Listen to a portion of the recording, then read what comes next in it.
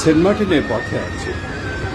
গতকাল 28শে অক্টোবর ঢাকা থেকে যাত্রা শুরু করেছিলাম।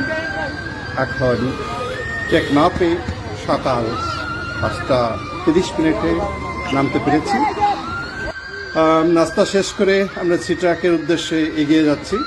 12 আউলিয়া সিট্রাকে আমরা যাব এবং সিট্রাকে উঠবার কালে আশপাশের পরিবেশটা আমাদেরকে সুন্দর লাগছে, বিমোহিত করছে।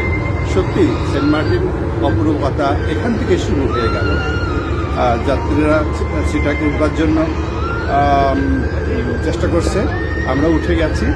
আমরা চেয়ারে টিকিট কেটেছি 1600 টাকা দিয়ে আপ ডাউন। আগামীকাল ফিরে যাব। ইতিমধ্যে সেন্ট মার্টিনের আশপাশের দৃশ্যগুলো ধারণ করব। এখানে এসির ব্যবস্থা আছে, ঠান্ডা আছে রুমটি, এবং উপরে 1200 টাকা আপ ডাউন। প্লাস্টিকের চেয়ার ওটা একটু গরম লাগে, কিন্তু দৃশ্যগুলো অবলোকন করার জন্য উপরে খুবই সুন্দর পরিবেশ। ওই দৃশ্য আমিও উপরে আপনাদেরকে নিয়ে যাচ্ছি। চলুন আমাদের সাথে উপরে যাওয়ার চেষ্টা করি এবং সুন্দর পরিবেশটা আমরা পর্যবেক্ষণ করার চেষ্টা করি। বিশেষ করে সিট্রাকের উপর থেকে আমরা কেমন দেখছি আশপাশটা।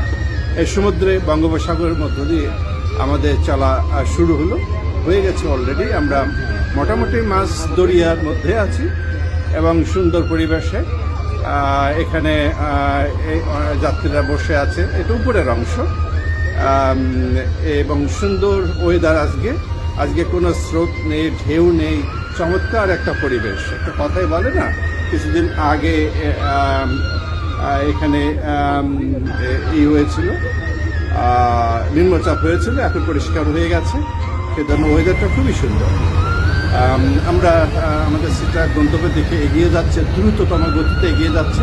আমরা আশা করছি 2 ঘন্টার মধ্যে আমরা সেন্ট মার্টিন দ্বীপে অবতরণ করতে পারবো। 12 আউলিয়ার এটি চমৎকারভাবে সজ্জিত, ঘাসের কার্পেট দিয়ে আচ্ছাদিত ফ্লোরগুলো, এবং দর্শকরা চমৎকারভাবে এখানে অবলোকন করছেন দৃশ্যগুলো। এখানে নাস্তার ব্যবস্থা আছে, একটু মূল্য বেশি, কিন্তু চা নাস্তার ব্যবস্থা এখানে আছে। চমৎকার পরিবেশে সবাই এটা উপভোগ করছে। আমরা আশা করছি যে অল্প কিছুর মধ্যেই আমরা সেন্ট মার্টিনে পৌঁছে যাব। 2 ঘন্টার মধ্যে আমার মনে হয়, আমার হাতে এখন যে সময় আছে, খুব সুন্দরভাবে আমরা পৌঁছে যেতে পারবো 2 ঘন্টার মধ্যে। তার মানে হচ্ছে যে 11:30টার মধ্যে আমরা পৌঁছে যাচ্ছি। সবাইকে ধন্যবাদ।